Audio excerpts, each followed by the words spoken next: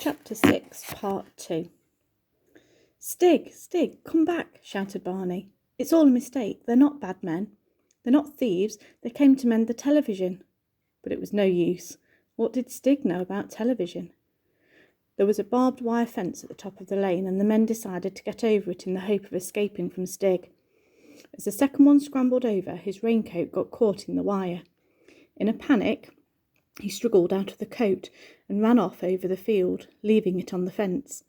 It was this that saved him from the teeth of Stig's club, because Stig stopped to look at the coat, as if he was not quite sure what part of himself the man had left behind. Barney caught up with him and took hold of his arm. "Stig, Stig, you mustn't chase those men," Barney panted. "I thought they were thieves, but they're not. They might tell a policeman, and then there'll be awful trouble." But Stig was looking at the coat. As he turned it about, there was a tinkling sound, and a whole lot of shining things fell out of a pocket onto the ground.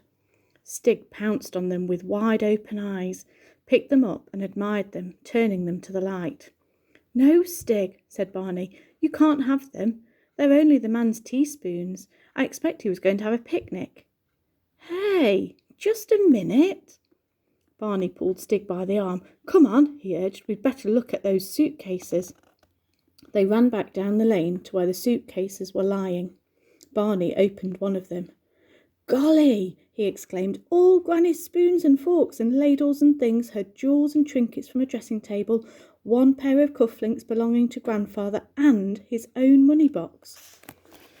He shook the money box. Did it still sound like 3 shillings and 3 pence? So they were thieves after all. What should he do now? They might come back to their big black car at any time and drive away. How could he stop them?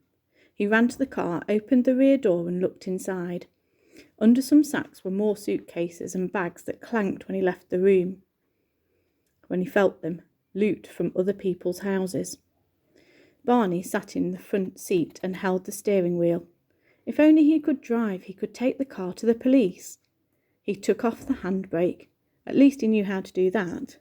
The car began to roll backwards, towards the edge of the pit.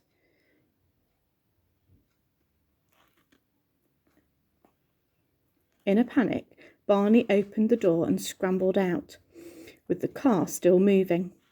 Barney's mouth was open, and he held his middle as he watched the big black car move slowly towards the pit.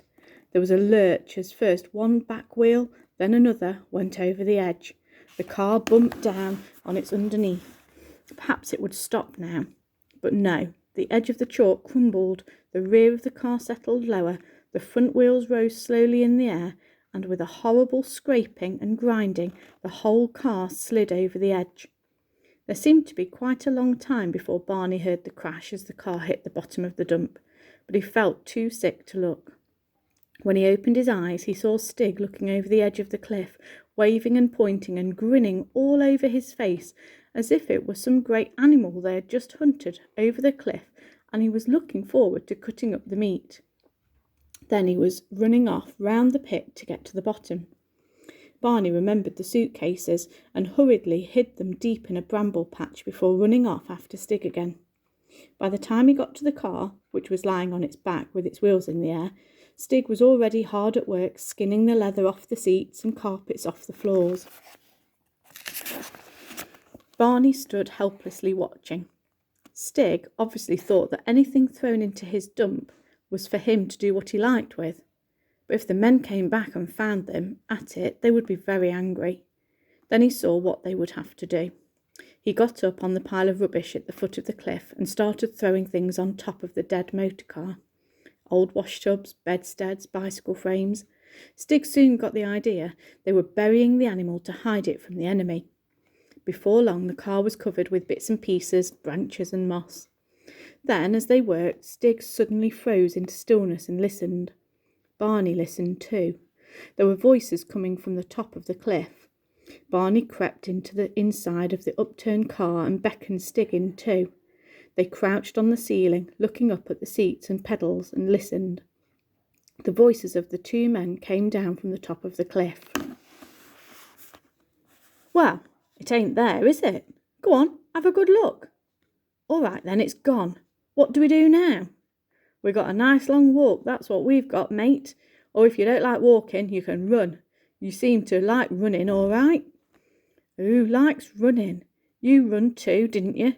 You started running first, got windy because of a couple of kids was playing. Red Indians, so we've lost the lot, all through you. I tell you, they wasn't kids. One wasn't anyways. What was it then? It was a thing, I tell you, an horrible thing. Out of that there pit, I shouldn't wonder. Come on, let's get out of here. I tell you, I don't like this place. I'm getting back to town if I have to walk all the way. Barney smiled at Stig as the voices faded away. Stig grinned and shook his horrible club.